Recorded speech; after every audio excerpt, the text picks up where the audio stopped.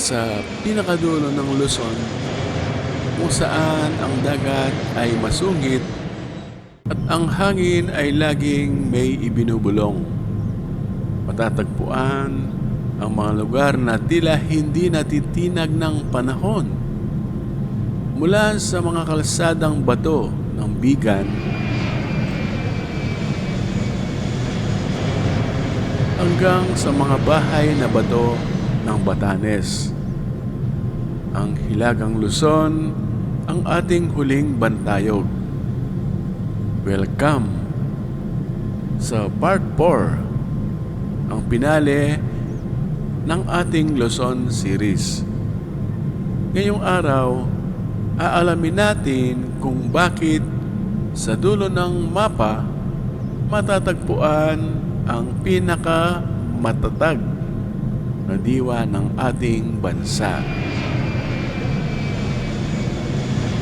Mauna tayo sa Bigan, ang Heritage City. Ang Bigan sa Ilocos Sur ay isa sa pinakalumang lungsod sa bansa. Ito ay may lawak na 25.12 square kilometers.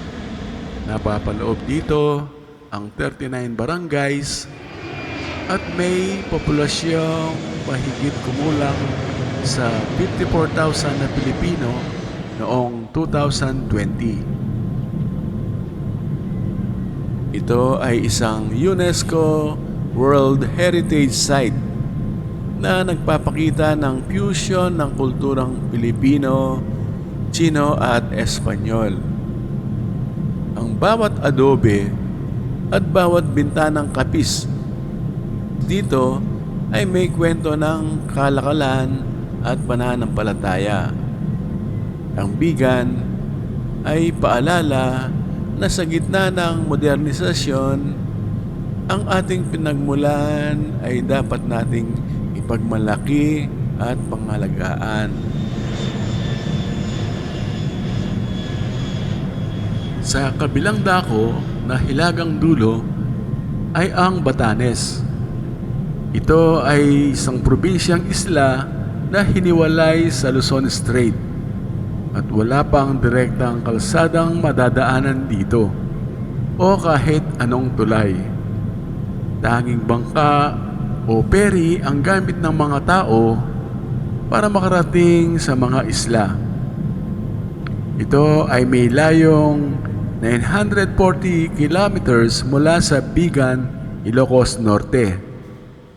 May lawak na 203.33 square kilometers na sinasakop ang 10 islang bolkaniko. At sa mga ito, nakatira ang humigit kumulang na 19,000 na Pilipino ayon sa datos ng Philippine Statistics Authority noong 2020.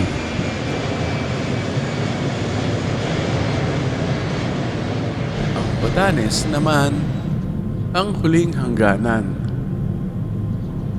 Sa pinakahilagang dulo ang Batanes. Ang mga isla ng mga ibatan ay hindi lang kilala sa ganda. Kilala ito sa katatagan. Ang kanilang mga bahay ay yari sa makakapal na bato at bubong na kogon upang labanan ang pinakamalalakas na bagyo. Dito, ang tao at kalikasan ay magkatuwang. Ang Batanes, ang simbolo ng ating huling hangganan. Isang lugar kung saan ang pagiging Pilipino ay nasusubok sa bawat hampas ng alon pero hindi natitibag. Natapos na natin ang paglalakbay sa unang bituin ng ating watawat. Mula sa tuktok ng bundok hanggang sa pinakahilagang pampang. Ang Luzon ay isang islang puno ng kwento, yaman at katapangan. Ang unang bituin ay nagniningning dahil sa bawat Pilipinong patuloy na lumalaban at nagmamahal sa lupang hinirang. Nakumpleto na natin ang 4 na maiiksing parte na kwento ng Luzon. Pero sa ating paglalakbay sa 3 bituin ay nagsisimula pa lamang.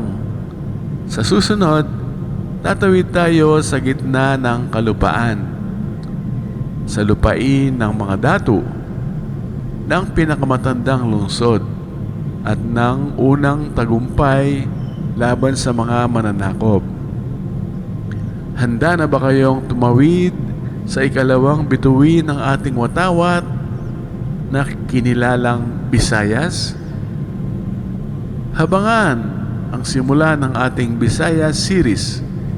Ito ang Timeless Pilipinas Channel, nagkukwento ng kagandahan at kasaysayan ng Pilipinas.